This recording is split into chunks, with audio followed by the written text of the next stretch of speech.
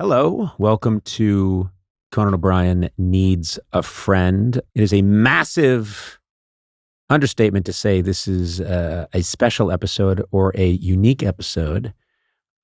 We are doing this episode without any guest. This is the first time we've all been together since the wildfires broke out. And there's a lot to discuss and to process.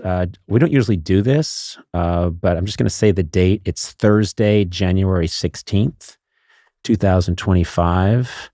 Fires broke out, I believe it was a week and 2 days ago, right? It was Tuesday night. Tuesday, I think it started Tuesday afternoon and then got worse and worse and worse throughout the day. And we've all had our own experiences, but really we have to start by acknowledging that Sona, you lost your house. Yeah. And there, I thought I would last longer before I started crying. Yeah. Sorry. Well, listen, this is the... I really thought I was like, keep it together. Well, you don't have to keep it together. You don't have to Okay. keep it together. There's, you and I have texted a lot and talked some on the phone, but words just seem so stupid when somebody lost their home. Yeah. So It's not stupid. It means a lot when you check in and just everybody texting. I haven't been able to even respond. There's people who've texted that I haven't even talked to in years. It feels really good at a time like this to feel like people are thinking about you. Yeah. So it's nice. So don't. Well, downplay let's it. lead with Tack, your husband, and your boys, My boys. Mikey and Charlie.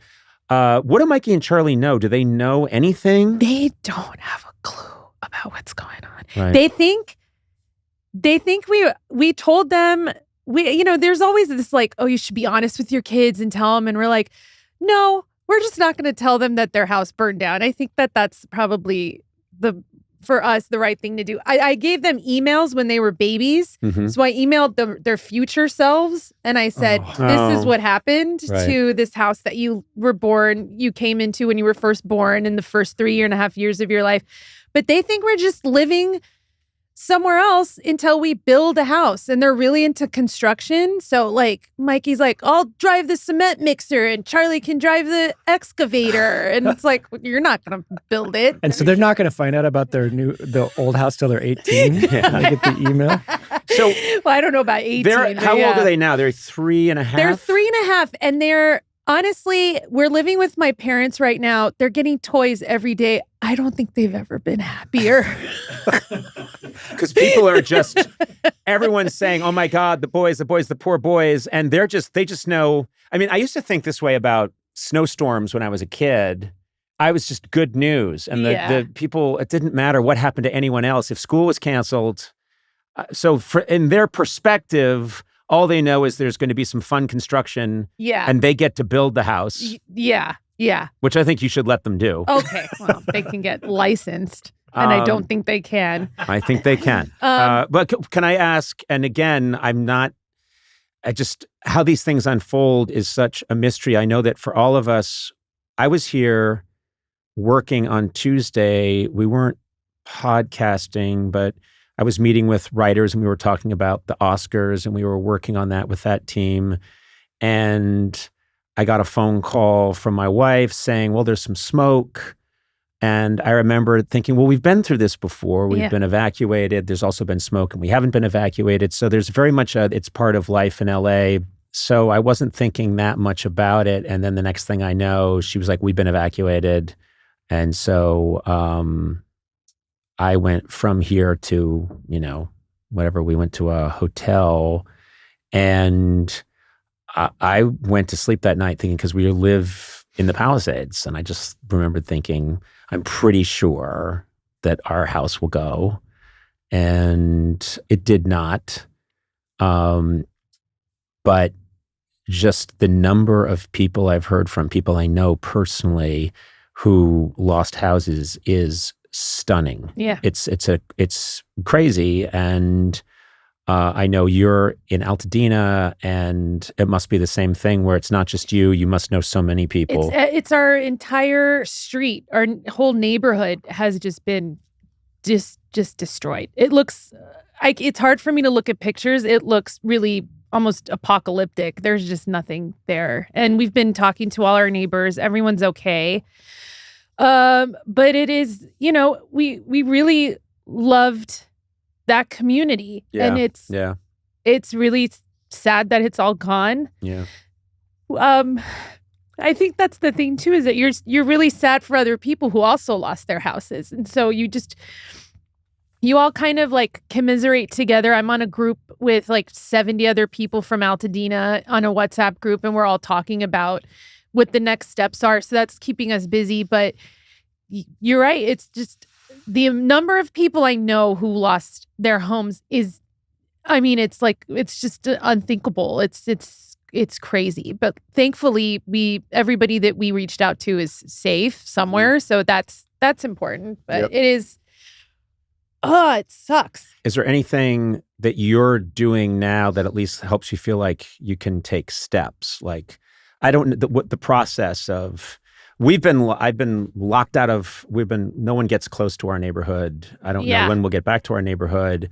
But you've got this other consideration of, okay, what are the steps involved? Meaning, do you, with insurance claims, things like that? We put in an insurance claim. It's all this stuff, and people are sending us so much stuff about property taxes, about, what you could do with your mortgage payments, about signing up for FEMA, signing up for this, signing up for that. And I want my kids to go back to their school, which is fine. The school's okay? Yeah. Tax back at work. I'm back. I want like normalcy. And then we'll probably end up having to rent a house for a while and then, figuring it out. It's just, there's like 1,000 questions. It's crazy how many. Yeah. And you can't process it all at once. No, you can't. And that's the thing. It's just, there's so much to do. And, I don't like doing anything.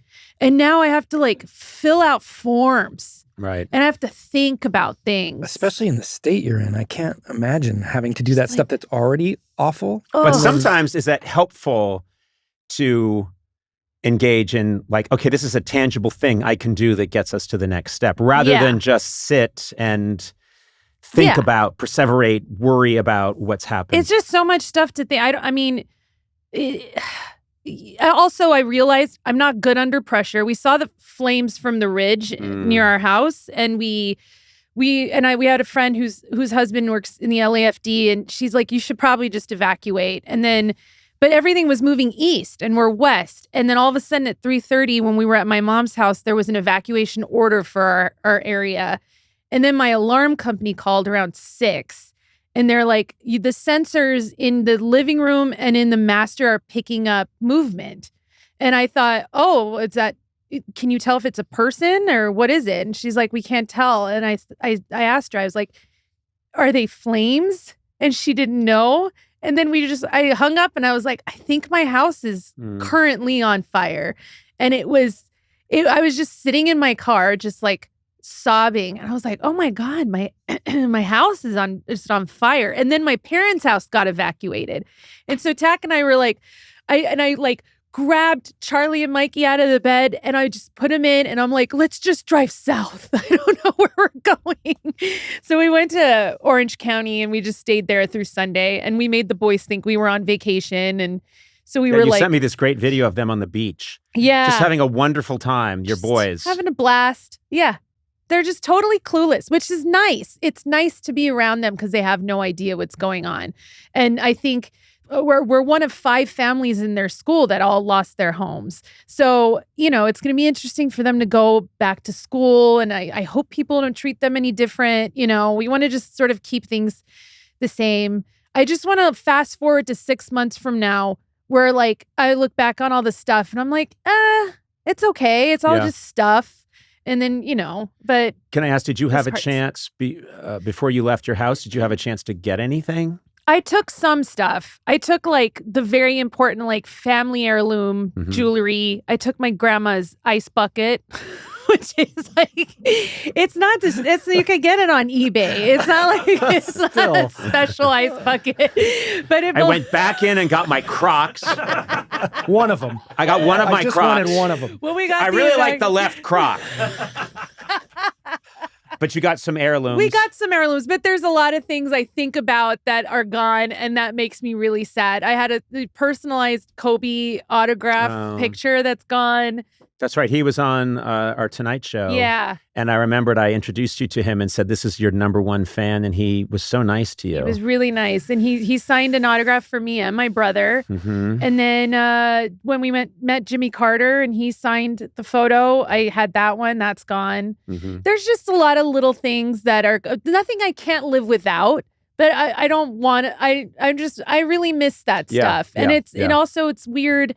When we were in Orange County, we like packed up our stuff and we're like, everything we own is just in our car right now. And that's a very weird thing to think about, that like all of your possessions, everything that is something that you've accumulated over the last 40 years, they're all gone. And all you have left is whatever's in this van. And it's just really sad. I think too, there's a mantra everyone has now, which is correct, which is, oh, it's just stuff, and as long as we're okay and as long as my family's okay, and that's true, but you also have to acknowledge it's a loss. Oh, yeah. It's a loss because it's not so much the stuff itself, it's what it signifies. It's the memories. And you have to process that. You can't skip over, we're all okay. You can't skip right to that and stay there because you are going to feel all these things. I know. And it's weird. It does feel like you're kind of grieving and you realize I wish I took, I had a bin full of the boys'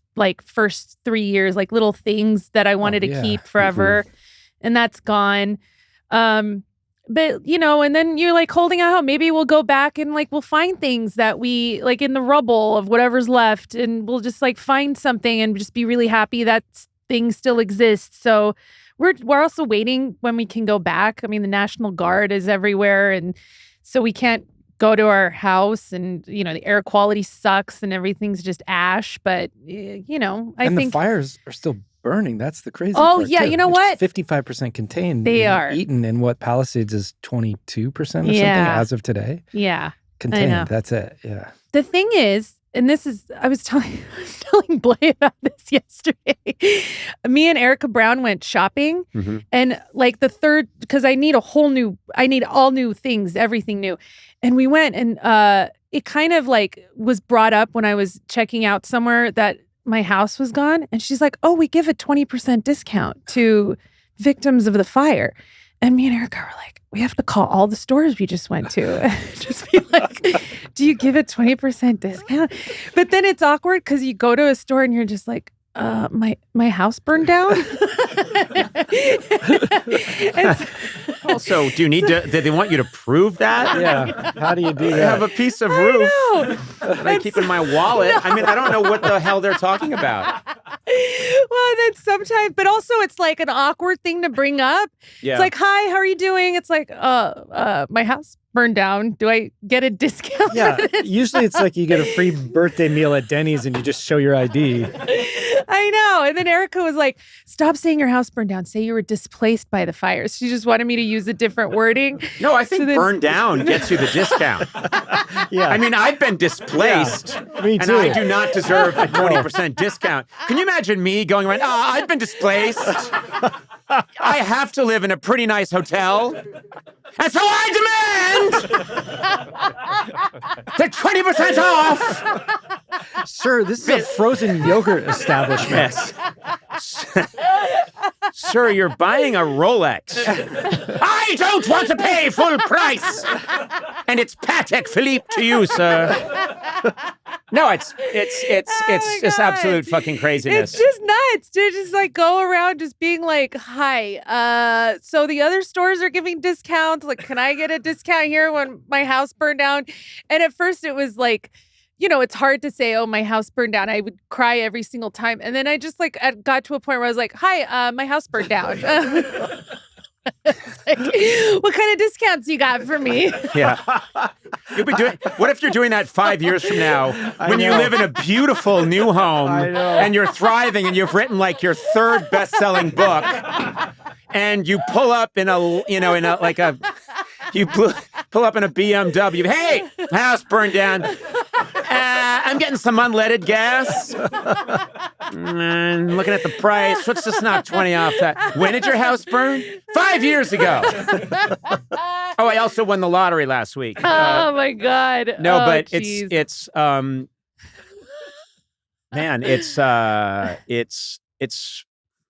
it's been very hard to process. I'm going to switch to you for a minute, Gourley, because I know that you were there was a while there where I was pretty certain, Pasadena, I don't think that looks good. And I know your house, I just thought, is this going to get you too? And I guess it didn't get to you, the fire. Is that right? No, we were very lucky. We got really close to the evac warning zone and it was heading down the Arroyo. So we did pack and leave, but that's all. I mean, we were lucky. Are you back in your house now? I am. The girls are still down at Momo's in Long Beach where the air is clean. I know. Yeah. Because that's the other thing is this talk about the air quality index being okay, but that doesn't account for certain leads and asbestos toxins in the air and stuff. So I don't know. I wear a mask outside my house, even though it's blue skies and there's ash and everything. But right. It's just weird. Did you guys pack and I couldn't. I was here. You couldn't be bothered. I couldn't be bothered. I was like, don't I have people to do these things for me? No, I got a call from Liza, my wife at work, and she said, okay, they told us we got to go. And I said, okay. She said, I'm just going to grab like 2 T-shirts, 2 pairs of socks, 2 pairs of whatever, a pair of jeans. I said, great. She said, do you need me to take anything else? And I said, just grab the E.B. White letter off the wall, which is this letter that when I was 16, I wrote E.B. White a letter about how much I admired his writing and how I aspired to try and make something of myself, but I was afraid of criticism because I'm thin-skinned. And he wrote me back this beautiful note, and it's signed E.B. White. And it says, P.S., if a fire happens, take this. Take this, yeah. I said, grab that, but I didn't think about anything else. And I don't know why I get into, and I think I've always been this way. I think I was, I can channel when I first moved out to LA and I had on Cochrane Avenue, had a $380 a month apartment and a 1977 Isuzu Opel that I bought at the airport for no money. And I just always channel like, yep, I've been there before and I was really happy. And I just have this kind of, whatever something happens, I'm not going to get another Isuzu Opel. No, and I'm you'll sorry. Never get to that height again. I'm not. but very, I don't know. I get on almost very calm about that and the material world and things like that. But then I also know if the reality came, there's my perception of how I would feel, and then how would I really feel if that had happened and we got really close. I mean, it was right up to our line of our house. And then I don't know, I could easily be here saying we don't have our house. And like I say, I've spoken to many of my friends who lost their homes. And so I don't know, you can't know how you would feel if that happened. So I have, the possible illusion that I would say, well, it's just stuff. But no, I'm sure I would be devastated and emotional for a lot of reasons. But it's just, it's such a confusing time. And obviously, it's just, what can we all do for people? If only I knew someone who had lost their, oh, right, you were mentioning. No, but like I'm saying is what that's the question is what can we do for you? You're loved. You've got all of us here.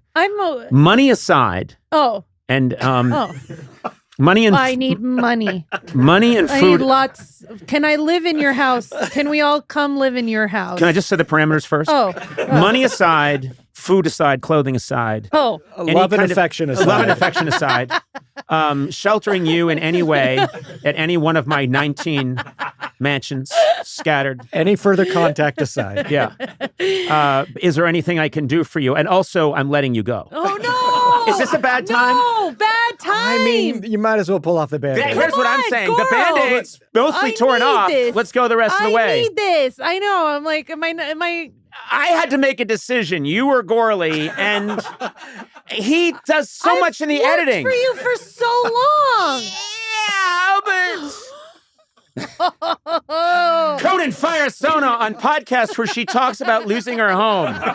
I'm looking forward to that headline. I know. Oh, I am really glad your house is, because the Palisades is also very, very scary. Yeah. And I really was worried you were gonna lose it. And I know you're not attached to the things in your, like you're saying I am. you There are, certain but I'm very attached to the things in your house. And I think also if you lost yours, it would overshadow mine a lot. So in a way, I'm like just really happy that you're okay. I'm going to have mine destroyed. If it makes you feel better. This is the ultimate.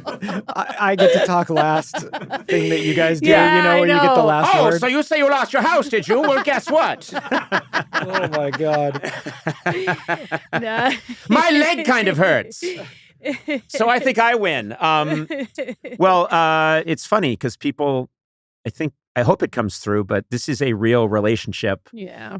You and I have been, Gourley, I don't barely know the guy. I mean, I wouldn't even say that about myself. Johnny come lately. Yeah. Icy to the touch. But well, if you just touch me once, maybe you'd know. Dad. Keep rubbing that icicle. But, you've got us, and we will all help you in any way we can. Thank you. And I do think that there's no way to fast forward through this. It's going to be a day-to-day thing for you for quite a while. I do. I know we talked about Altadena a lot, and we joked about it a lot, but it is a really special place. Yeah. It was an incredible place to raise my kids. And I hope we find a way to get back there. Even after all this, no, I've lived in LA my whole life, and that's the happiest I've ever been. Right. So I just want to make sure people know it's a really incredible place. It's an incredible community. The people there are just amazing. The way that also Los Angeles is just banded together is, yes. As someone who is from here, and girls, I know you're from here too, it's really inspiring. It's beautiful. It's uplifting. There's just little bright spots in all of this shittiness, and the way the city so comes many people together. have risen to the challenge and been remarkably generous and human. And I lived in New York during 9/11, and I'm seeing the same thing again, where people ask each other, how are you doing? How are you? Where do you live? Are you okay? And had that conversation this morning at Bricks and Scones, which is the coffee place right next to us.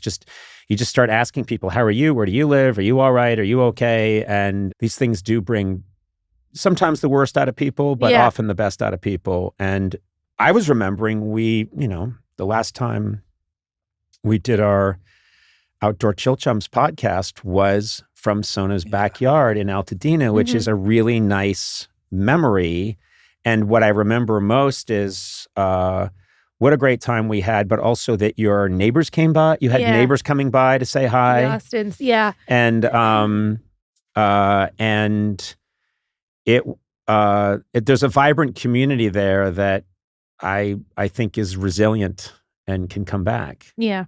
I mean, it's easy for me to say, but I do think I think there's such a will to bring that city back. It's not just a faceless city. Yeah. You've seen so many people talk about how much they love Altadena, and I think that they are the city. So the houses may be gone, but they'll bring them back and they'll keep the city.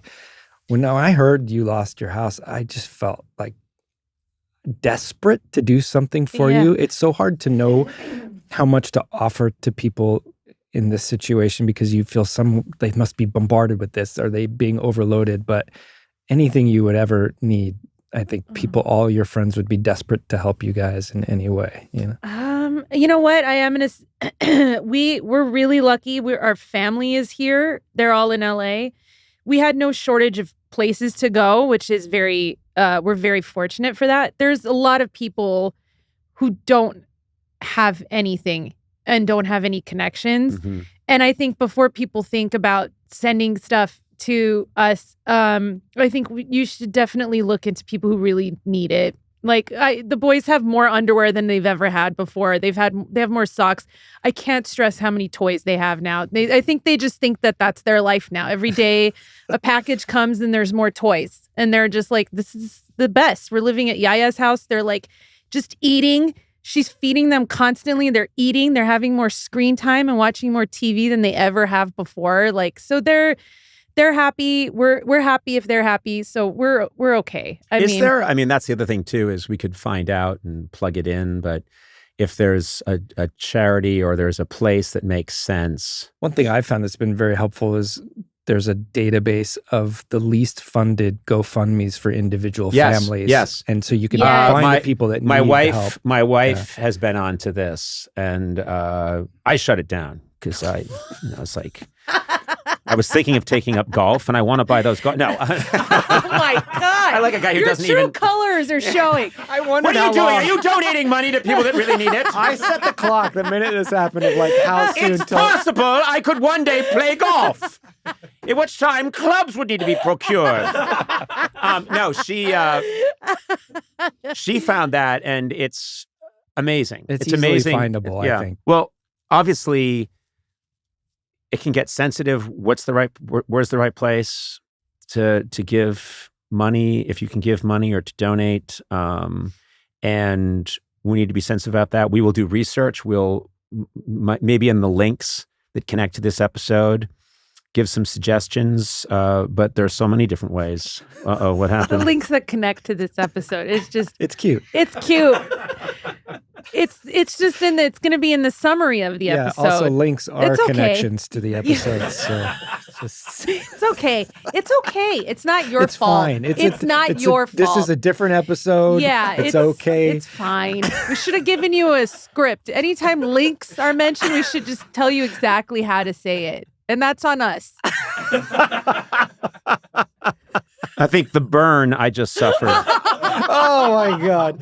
Is every bit as bad. Oh well, as the one that attacked your home. There'll be links connected to this episode to donate to Conan. If you want to, I think now, after the way I was just attacked, maybe am I fluent in this new techno world? New of the last 40 years? Maybe not. Techno world. But I've now been humiliated, and I feel I deserve compensation. You have a GoFundMe. I have a GoFundMe to help me, Conan O'Brien, recover from this dastardly blow. I know. The minute I start talking, when am I going to learn? Let you do it or let you do it? Because when I try and do it, you're doing a really great job. You're talking to me like something like I'm damaged. You're doing so good. Look at you. You are. And then we threw the word link in there, and that just got you all frazzled. That's okay. When this episode comes through your machine, oh no. And you're tuning it to get the right frequency, look for a linkage. Just try this. Charity links in the show notes. Charity links in the show notes. Yeah. Yeah, but I know you, and it's the right thing to do. You're going to keep all of my blundering and stumbling in there. You're not going to edit it so I look good. And I applaud you for that, because it's going to make a lot of people very happy. That's what keeps this show on And can I say something? I cannot tell you how many people go, "Are you really that bad?" And I say, it's not a bit. I honestly don't know how this world works. That is a common thing people say to me is, no, just tell me something. Is that, they want to know if Jordan Schlansky's real. And I go, yeah, he really is. And they go, and when you talk about like tech stuff, are you really that bad? I may be the most like regressed technological person on a podcast, which is fairly technically advanced. Right. Well, that's why I surround myself with people who know. I love that your son is so fluent in it. And it's almost like God played a joke on you. Yeah. My son is very gifted at these things, and he enjoys it so much. When I'm trying to do something, I do become, it is Zoolander, where they're looking at the computer, and he just enjoys it. And he won't jump in and go, here, I'll do it. He'll go, so So what you trying to do there? What you doing? I'm like, well, I'm trying to see if I can clear this screen. Yeah. So is that why you're hitting the plastic part, the cover? Just tell me what to do. No. Why don't you tell me what it is you're trying to do? So he just tortures me. Oh, man. He's a genius at it. He's good. He's God. Yeah, God gave him a wonderfully foolish father for him to enjoy. And but is your greater family, and then we talk about this a lot and we joke about it a lot, how connected you are to your family and your mom and dad. But it's also this great gift right now that you have these people in your life that they're so close. I've been living so far away from my family for so long that your family unit is there. It is there. It's also... Look, I love my parents, but the moment I step into that house, I'm a 16-year-old angsty teenager, and this time I'm coming with like my kids and my husband, but I'm still like, you regress everything my mom says. I'm like, ugh. And I've been there for only like 4 days. We've been there, and I'm just like, oh, I can't with. She's cooking a meal for us from scratch, right? And I'm just kind of like, Mom, you don't get it, Mom. It's so much of me just being a kid again. You become a brat, kind of. I have. Yeah. I become an asshole a little bit. And I think that's not healthy for anybody. So I don't know how long we're going to last. When am I allowed, and I will respect this. Oh, no. But when am I allowed to start making jokes about your dad's mustache? Oh, God. I'm just curious. I mean, and I will respect if you say it's going to be 3 months or 4 months, and I love your dad. I love Gil. This is your opportunity to say like 10 years. I know, but when we were like texting, a part of me was like, well, my dad can build a house because he's good with wood, because he carved your brother because he wanted a boy, a real boy, and then he became real. Why do I indulge you? No, but I don't. What's wrong with me? I thought I was like, don't do it. My true sickness is getting other people to start to do the bit themselves about them. I know. That's my true it's evil like power. Comedic Stockholm syndrome. Yes. Yeah. You don't. Even if I said, oh, you know what? I'd rather you just didn't. Yeah. I think you would last. Right. But your father's mustache wasn't damaged. Okay, you know what? I think we got to wrap it up. Is his mustache insured? I don't know. I don't know. It's just a mustache. Do you realize how happy I'd be if he shaved off half of it and went around saying, I lost half in the fire. I want 20% off. And just put a little smudge there. He can't get the discount. Why not? Because he didn't lose it. He's inconvenient. They don't know that. They see a guy come in with half a mustache. What do they know? Who's going to challenge that? I challenge you? That looks freshly shaved? Not singed? I don't think anyone challenges that. Look, maybe I've gone too far. It's possible that I'm doing the exact wrong thing at this moment and that I'll pay for it. Yeah. Terribly, but I'm just glad he's okay. Oh, thanks. Thanks so much for your concern. You're so nice. What a gift. Yes.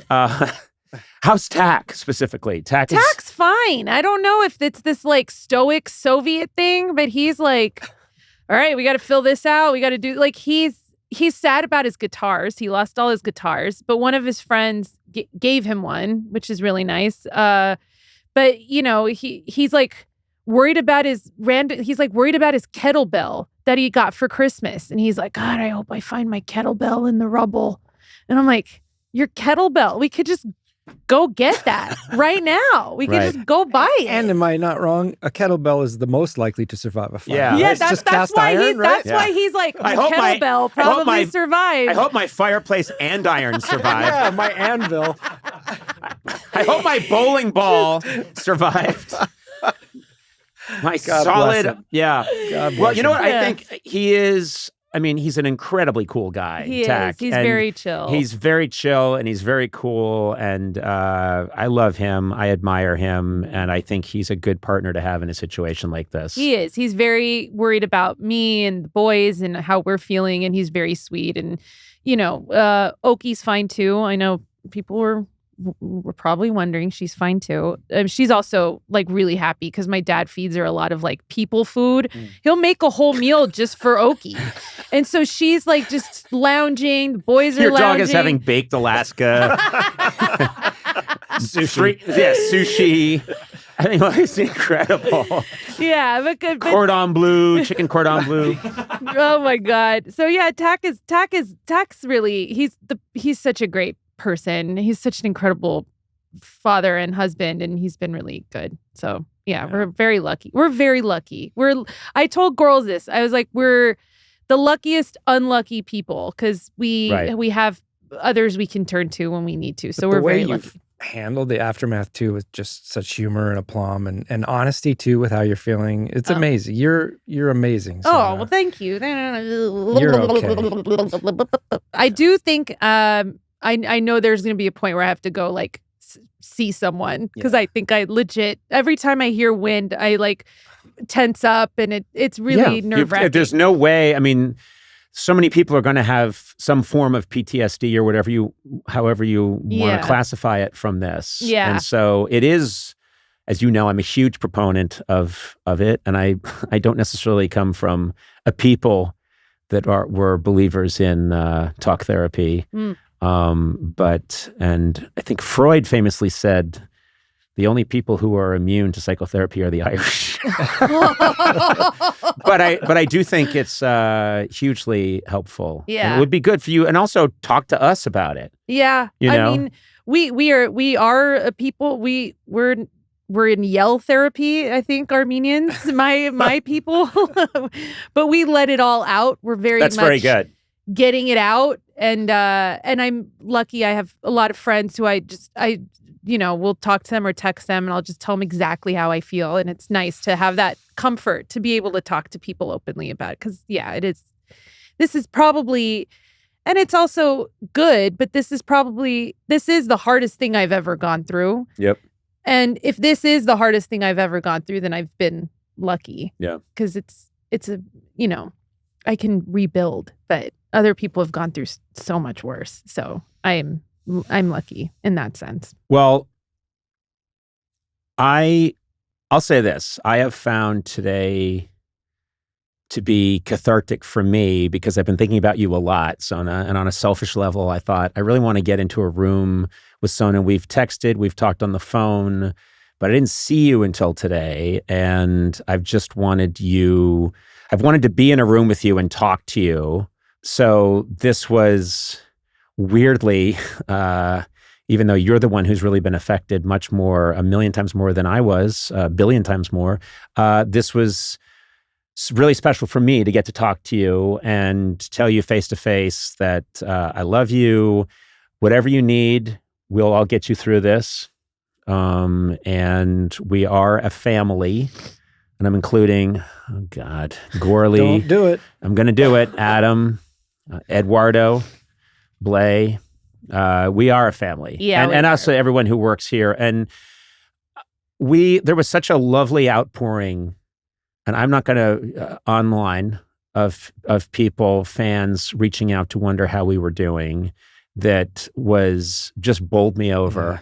We are blessed. We're blessed 1,000,000 times over with so many fans. So many people are rooting for you, Sona, and thinking about you. Sweet. And you're going to get through this with flying colors. And I am going to gradually work my way back into mocking and harassing you. It's going to take a long time. It's not. It's begun. It's not going to take a long time. I mean, when I say a long time, I mean like many hours. Oh yeah, that's what I figured. I knew it. I knew you were saying that. The last hour doing it. Yeah. Yeah, I was going to say, is there really evidence? Oh, right. We do record these. Can I just say also, I'm really, really happy to come back to work because I think this podcast has gotten me through. It's gotten me through COVID. It's gotten me through fertility treatments, and it's going to get me through this. And I love being in this room and talking with you guys, and just I love my job, and I'm very lucky that I get to have it. So please don't fire me.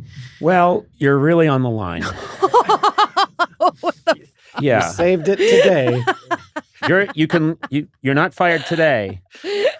But Oh God. there's this so very expensive electric bike I'm thinking of getting with company funds. Come on. And that would mean there's no room for you. Do I need this bike? No. But I kind of like it. Because it's a shade of Coco that I find.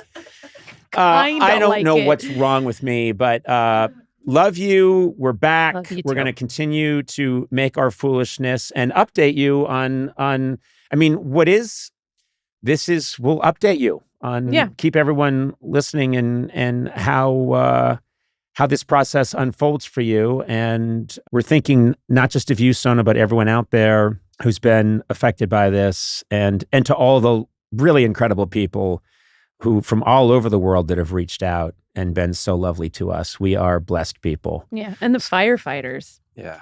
I mean, it's unbelievable. And our own Sarah Fedorovich, who works here, has been working for me for, I want to say close to 30 years, if not 30 years. Her husband, Brad, helped out there fighting these fires. And so, enough cannot be said about, we have a screwy value system in our country where it's like, look, there's a celebrity. And never has it looked more stupid, our value system, than right now. Than when you see these people that really do put themselves in harm's way to save people's homes, save people's lives. It's absolutely incredible. Yeah. But boy, I can't wait till we get back to revering Swift. Oh, God. Look, a podcaster. He's the true hero. You got that right, buddy. Anyway, everybody out there, stay safe. And thank you again for all of your good wishes and positive energy.